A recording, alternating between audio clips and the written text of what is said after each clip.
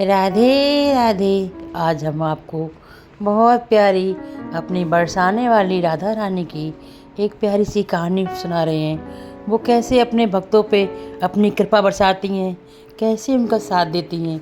बड़ी प्यारी कहानी है, सुन के आपको बड़ा ही आनंद आएगा। बरसाने में राधा रानी के मंदिर के पास एक सारंगी वाले बाबा गुलाब नाम के थे। वो प्रतिदिन आते और मंदिर के पास आके सारंगी बजाते थे। जब लोग भजन आलम्बी भजन करते थे, आरती कीर्तन जब भी होता वो अपनी सारंगी जाते थे और जो भी लोग उन्हें देते थे दक्षिणा में उसी लेके उनका गुजारा चलता था। सुबह से लेकर राधा रानी के मंदिर में बरसाने में सारंगी बजाते, बड़ी मधुर धुन बजाते। सभी लोग सुनकर मग्न होकर नाचते थे। धीरे धीरे समय बीतता गया। कुछ दिन उनके घर में एक पुत्री हुई। क्योंकि वो लाडली जी को बहुत प्यार करते थे, किशोरी जी को, तो उन्होंने अपनी बेटी का नाम भी राधा रखा।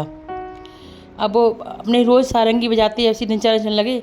जब बेटी थोड़ी 1-2 साल की हो गई तो वो भी पिता के साथ राधा रानी के मंदिर में आती और जब पिता सारंग बजाते तो वो नाचती थी। ऐसे ही धीरे धीरे समय बीतता गया।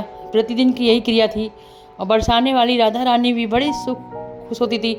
जिस दिन उन्हें सारंगी की आवाज़ सुनाई देती थी उन्हें बड़ा अजीब लगता था।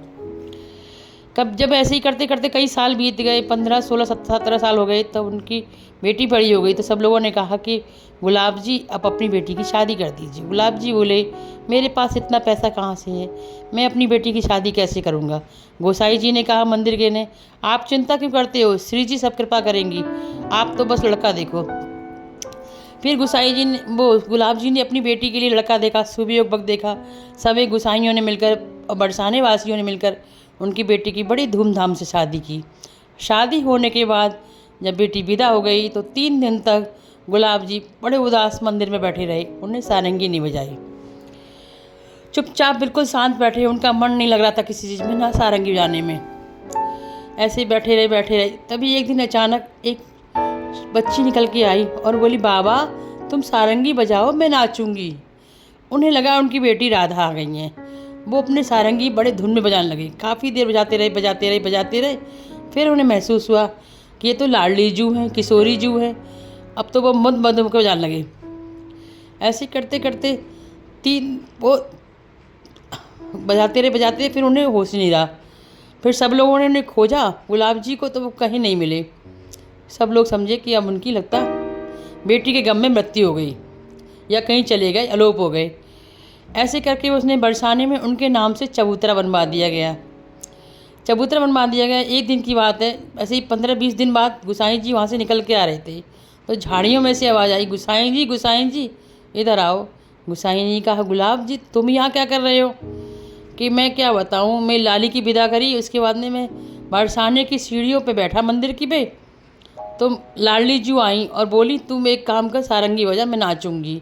मैंने सारंगी बजाई, वो नाची, मैं उनके पीछे पीछे चला गया। अब देखो मैं उनके पीछे गया हूँ तो उन्होंने मुझे प्रसाद दिया है। तो गोस्वामी जी ने कहा दिखाओ कहाँ है प्रसाद। प्रसाद था जो पान का बीड़ा। गोस्वामी जी को बड़ा आश्चर्य हुआ। वही पान का बीड़ा उन्होंने आज सुबह लगाया था और राधा रानी को भेंट किया था। उसे देखकर बोले गोस्वामी जी बोले वो गुलाब जी आप तो राधा रानी से प्रसाद पाकर आए हो, आप पर राधा रानी की बड़ी कृपा है। और इस प्रकार राधा रानी ने गुलाब जी पर, उनके पूरे परिवार पर कृपा की और कुछ दिन बाद गुलाब जी वापस गोलोक चले गए। और सभी लोग उनकी कहानी बड़ी प्रसिद्ध है बरसाने में। बरसाने में जो भी भक्त आते हैं, रसिक आते हैं, वो राधा रानी की भक्ति में खो जाते हैं। लेकिन आप जब भी बरसाने जाओ तो राधा रानी की तो जयकार लगाओ, साथ में ठाकुर जी का नाम जरूर लेना, कन्हैया जी का नाम लेना। क्योंकि राधा रानी जी कन्हैया जी के नाम सुनने को खुश होती हैं, सुनकर खुश होती हैं, और कन्हैया जी राधा रानी का नाम सुनकर खुश होते हैं। दोनों ही एक दूसरे के नाम सुनकर और अपने भक्तों की मनोकामनाएं पूर्ण करते हैं। जिस प्रकार राधा रानी ने गुलाब सिंह का उद्धार किया था, उनको इस जीवन से मुक्ति दिलाई, अपने लोक ले गई थी। इसी प्रकार जो सच्चे मन से उनकी भक्ति करता है, उनकी बात को मानता है, उनकी श्रद्धापूर्वक पूजा पाठ करता है, राधा रानी पे असीम कृपा बसाती हैं और उनके तमाम सभी दुखों को दूर कर देती हैं। आपको मेरी ये कहानियाँ अच्छी लगती हों तो कृपया मेरे चैनल को सब्सक्राइब कीजिए, लाइक कीजिए, शेयर कीजिए। अगर कोई त्रुटि होती है तो इसके लिए क्षमा कीजिए। राधे राधे, राधे राधे।